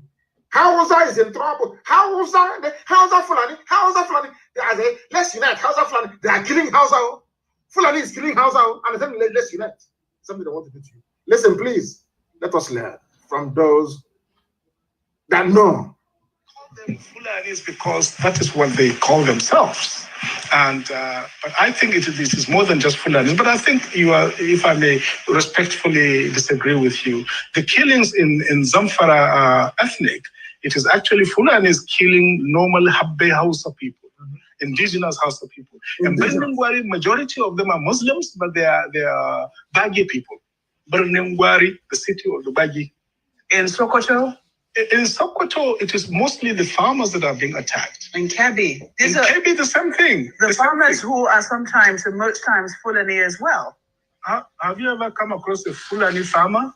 I think you're making this up, Mope. There's no such thing as a Fulani farmer. There's no such thing in the geomorphology of rural There society. are Fulani people who are settled. There are Fulani people who own land in this country, aren't there? There are extremely few, and we don't really.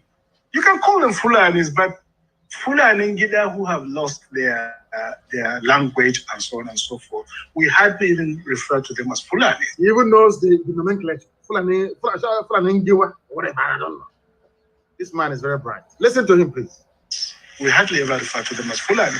The real Fulanis we talk about are the pastoralists. There are settled Fulanis, of course, but many of them are clerics, Islamic clerics, they are teachers, they are scholars, and they are the aristocracy, by the way. They are the aristocracy. So those of them who are farmers are an extremely small population. Extremely small population. But they exist. Trust me, They exist nonetheless. They do exist. This is from research done by other journalists. I mean, I haven't had the privilege of doing the research myself, yes. But I have read from other journalists who have. They have been to those places and they can identify Fulani population who are farmers and have also faced this crisis of having to deal with this so-called herdsmen. But we're talking in basic general terms. What's the percentage of those people that are actually farmers? I don't dispute. Just like, in fact, there are Biron people, there are Tiv people who actually earn cattle. And I wouldn't, for that purpose, therefore, say that Middle Belt peoples are also pastoralists and so on and so forth. I mean, we should, It's called demolishing a half-baked journalist. Demolition. Complete demolition. The fact that, what's it called? I know Umahi has about 3,000 heads of cattle. Does it mean that Igbo people of Igbo, they are pastoralists? She's trying to justify the killing of of human beings by saying that the Fulani should be excused. They are also, you know, that's a stupid argument. We are also suffering. Rubbish. Absolute rubbish. Listen. Very precise, I think, in the social categorization of these people. Yes, indeed, there's nothing wrong. There would be some small percentage of Fulanis who own farms, and then there wouldn't be anything wrong with that. And that is not the issue. The issue is the scale and the genocidal level of ethnic cleansing that is going on in the Middle Belt. So this has come up again because of this in the Middle Belt. Yes. I said genocidal killings going on in the Middle Belt. The same Middle Belt that the Fulani is convinced to join hands with them to fight Biafra. That is why when I pray, I say, I can sing about let that hand they used to feed others poison. May they feed from it as well. And may they too be poisoned. The same Middle Belt, they convince Ipob is your problem. Biafra is your problem. That is what Fulani does. Every time two of you will be fighting, they'll be busy advancing their agenda. Are you hearing it now? The Hausa gave them land, accommodated them. Today, Hausa people are being killed. During the war, they said to Middle Belt, Igbo man is your problem. Whenever you see them, kill them. They helped these people from the Middle Belt. They helped to kill Igbo people. Today, they themselves are being killed. What goes around, as they say. Listen. Absolutely. Which some people say tends to come up every electoral cycle. The moment we're getting closer to elections, we hear calls for restructuring and we begin to get much louder. We also seem to see some violence on the increase. Do you think they're connected? No, they're not connected. You see, Maope, the call for restructuring has been going on for a long time. And I can tell you, in all sincerity, that I myself was quite skeptical about it at the very beginning. He was a skeptic. Some of us are real Nigerian patriots. We love Fulanis, we love Muslims. They are our people. We have no issue with that. The issue we have is with this ethnic cleansing that is going on. All men and women of conscience must reject it. We must draw a red line beyond which we will not longer accept it. And this nonsense has got to stop now. We reject it in total. And the call for restructuring is just right, because if this thing is going on with such a warped federal structure that we have, then it is better to have a proper federal system so that all the ethnic so-called minorities, and the Middle Belt are not minorities, because we've done some statistics, they're up to 40 million people. They're one of the largest groups in this country. As a group, let these people have the right to choose through a referendum which region they want to belong to. Did you hear that? Why I said, if you are in IPOB, you must pat yourself on the back. You are formidable. He used the word referendum. So the Middle Belt, what they're angling for now is a referendum to determine if they want to be with the Fulani-controlled Janjaweed corner, by which I mean the Sharia North or not. Who brought referendum into the debate? Political debate and discourse in the zoo. It is IPOB. Are you listening to it? That is a point I want to make reference to. And you must be very patient and listen to it. You must be patient and listen to what is happening, because this Fulani journalist or Fulanized journalist, you opened her mouth to say what I've always wanted them to say. Basically, she hanged herself. Listen carefully. So people that want to come together, that believe in the secular order of the state, that believe in humanity, that believe in social justice, can come together. Those who want to introduce the Wahhabi ideology from Saudi Arabia are free to do so, chopping people's heads and chopping their arms. That should be their goddamn business. But people who want to live in a civilized community should be free to come together in their own region, under their own government. It's and very their own interesting laws. you use the word civilized. Some people will say they take exception to that, because for them, Sharia is civilization, and they don't see anything wrong with it. Some countries have practiced it successfully. I've told of Wahhabi ideology from Saudi Arabia. That is barbaric and totally... With due respect, they're allowed to choose whatever. It is very barbaric. They have no rights with women. But you cannot condemn what they have chosen. It is. You cannot condemn what they have chosen. Are you listening? This woman is saying you cannot condemn what they have chosen. Why don't you allow us as well to choose if we want to live that way or not? She's from China's television. That's how they hang themselves. And she's an intellectual. Do you see the way they behave? Do you see the way they are? They know that referendum is the way to go. If the Fulani can choose to behave, to live with Wahhabi tendencies, that is their business. Also allow me to live in the land of Biafra the way I want to live. And I say no. That is why you have Fulani in your bushes. That's why you have the Janjaweed in your forest. They're raping your mothers, abducting your sisters, killing your grandparents. And there is nothing you can do about it because you are in one damnable zoological republic. The more you call yourself a Nigerian, the more you're setting up yourself for destruction. If in doubt, go and ask the Habe Hausas.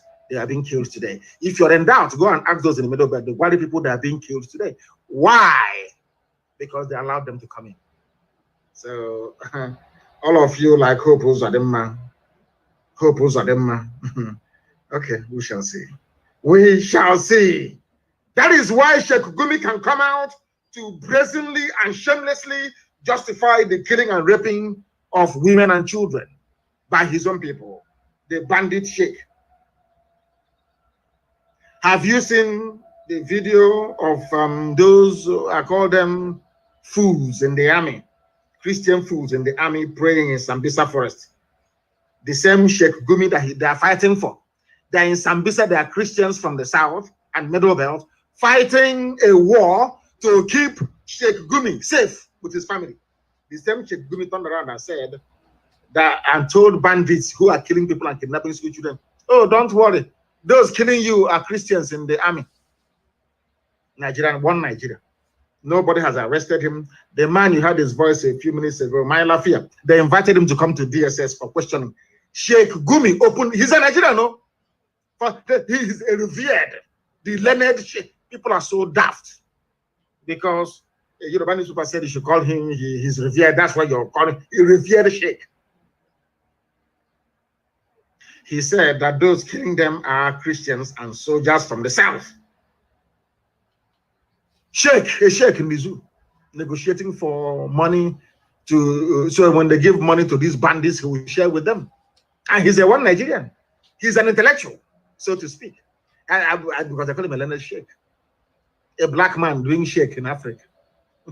Not in Saudi Arabia, not in the UAE, not in the Arabian Peninsula. He's doing sheikh in Uguzo or in Kotangora. Mad people everywhere. Ndiara, Jupiter Benine. Sheikh Abubakar Mahmoud Gumi is angry that Nigerian soldiers of Christian, should I say, of Christian lineage, so to speak, or leaning, are killing bandits. Or no, killing Boko Haram, not bandits. Nobody can touch bandits. He's not happy about it. Same as the late dead Buhari. And you are in one country with them. These are your fellow Nigerians.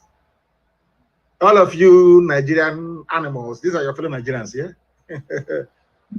My fellow Nigerians, you have seen them. Bandits should be pampered. Oh my goodness. My goodness. They messed you up, didn't they? The North got together with Britain. They constructed a document that handed power in perpetuity to the Fulani. And that's it. All the houses get from it is by an appendage to attach their name to Fulani. The only thing they gain is answering in the past to Hausa Fulani. They are suffering today. They're killing them too. And we have reason enough to say enough is enough. And they're saying no to it. And that is why they have failed and will continue to fail. Even today, you know, Baki people in Abuja, that was their own Abuja, when we said to them that the army is helping the terrorists to take over people's land, some of you did not listen. Don't push us to violence, for those who are complaining. If you are not violent, I'm saying in the word, so the world can hear me. If you are not violent, Fulani terrorists will use violence to rape your mother, cut up your father, abduct your sisters, and take over your land.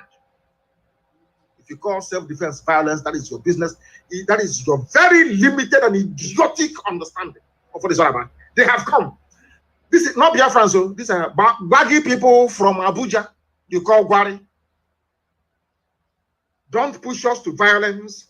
Federal Capital Territory communities won Nigerian army over land. Nigerian army will come, use their uniform, use the equipment they got from Britain, from USA, from Germany, meant to fight Boko Haram, to be grabbing land for terrorists.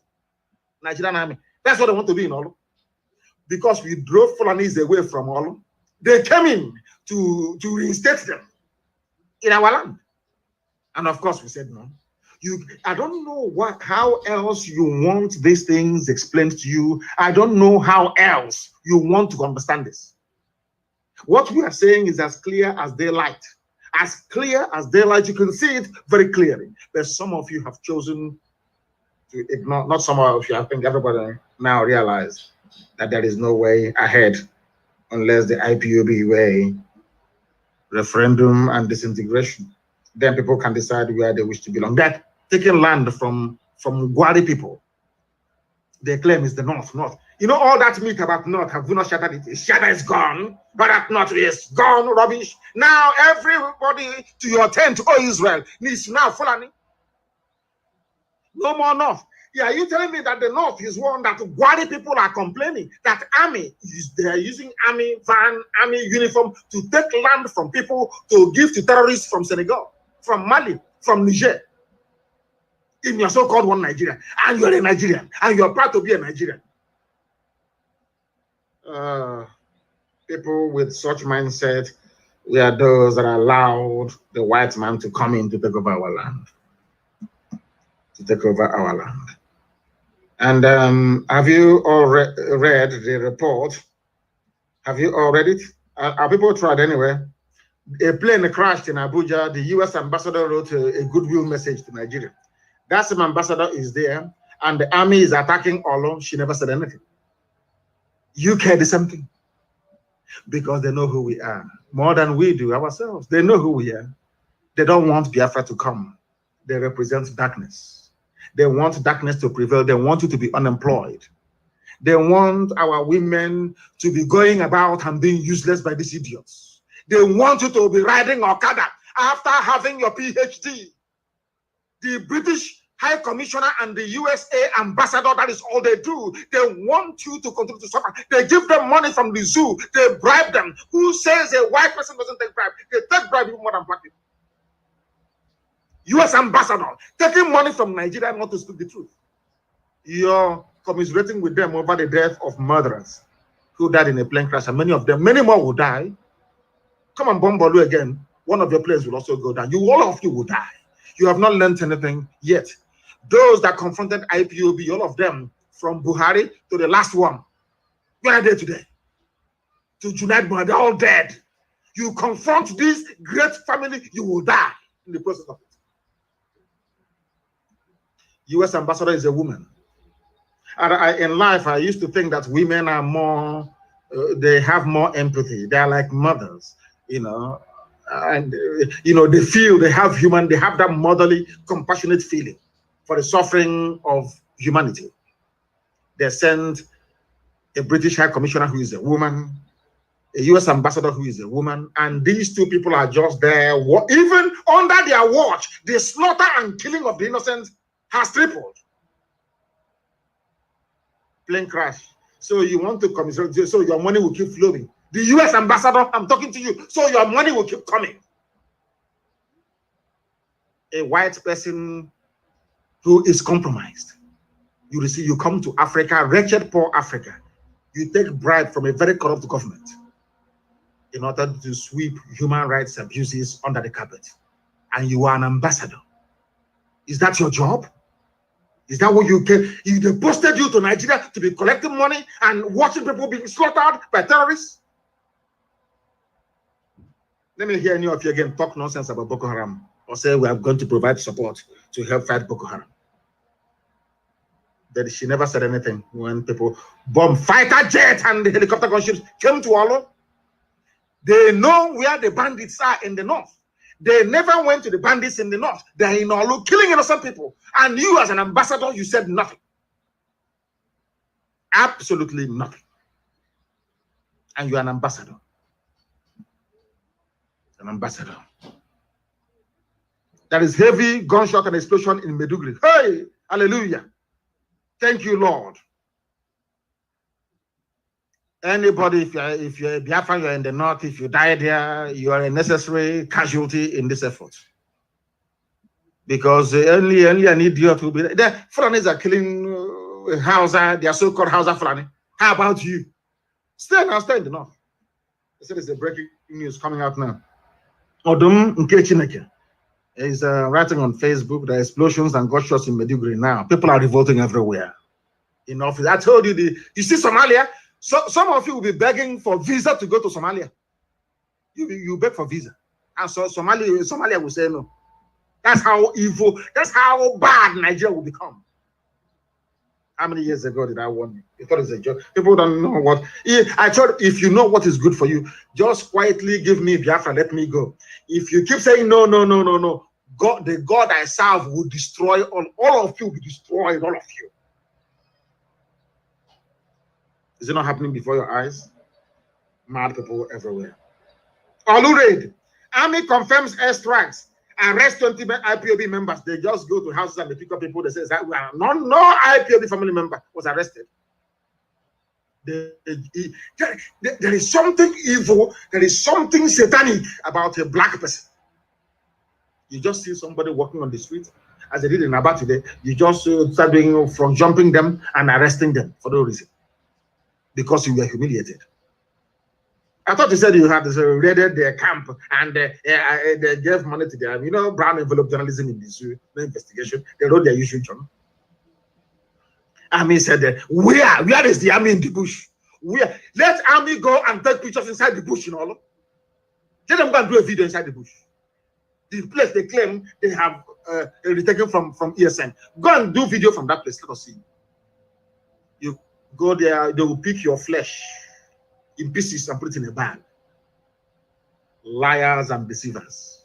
The army came out today to confirm that they carried out airstrikes in Olo. Army confirms airstrikes in Olo, but BBC.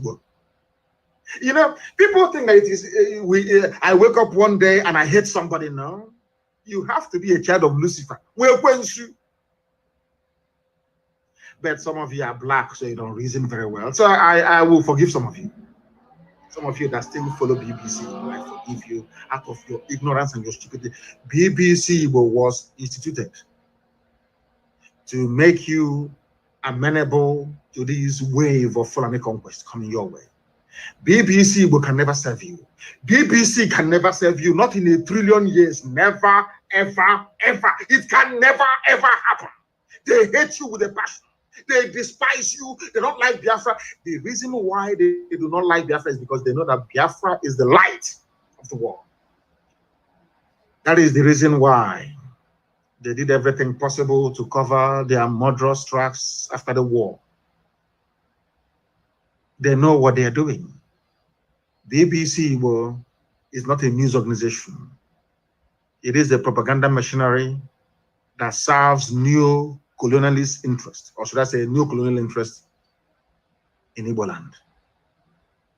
Their job is to prepare you for the rape of your daughters and your mothers. They are evil.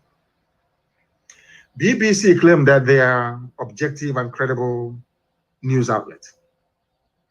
People on the ground, we circulated videos everywhere of the army shooting from a helicopter gunship. In Olo, somebody was speaking Igbo, saying, look how they have come, look at them shooting. People, children were crying. A news organization of the size and stature of BBC came out to say that nothing like that ever happened. Let us say it's a mistake. Why have they not retracted this very lie until today? Now the army came out to say, we struck in Olo. And tomorrow now, some of you will go to BBC. Oh, dear me. And on that note, of course, we have come to the end of this, I believe, electrifying lecture today. As I said to you, every 2 days we'll be live on air, unless there is an intervening circumstance that may prevent that from happening. But as always, for those who do not know, we have nothing else except Biafra. This pursuit of freedom. That is why to us, in this very noble family, the greatest family on the face of this very IPOB that changed the brain of 200 million people. Biafra to us is a religion. Biafra is, therefore, our religion. Here on radio, Biafra is where we worship, because Elohim is our God. From me, from here, it is good evening.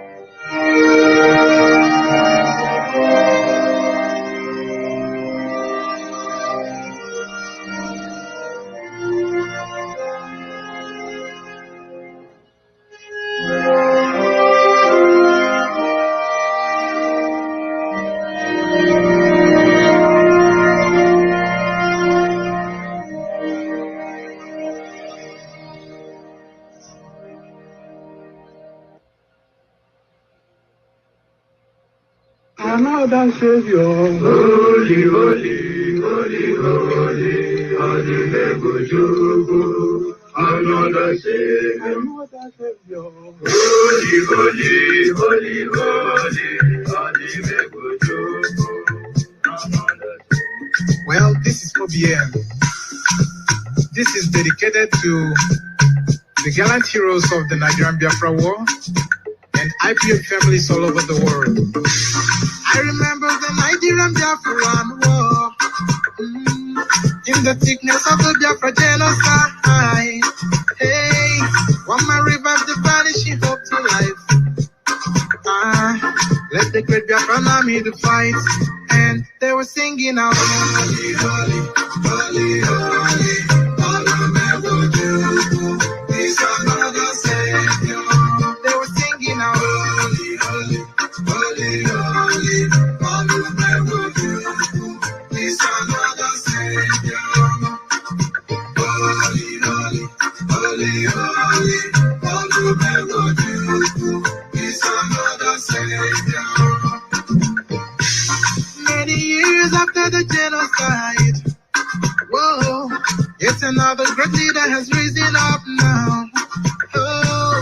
is leading the Biafrans to victory. In your Madika, Yabika Kopananoa.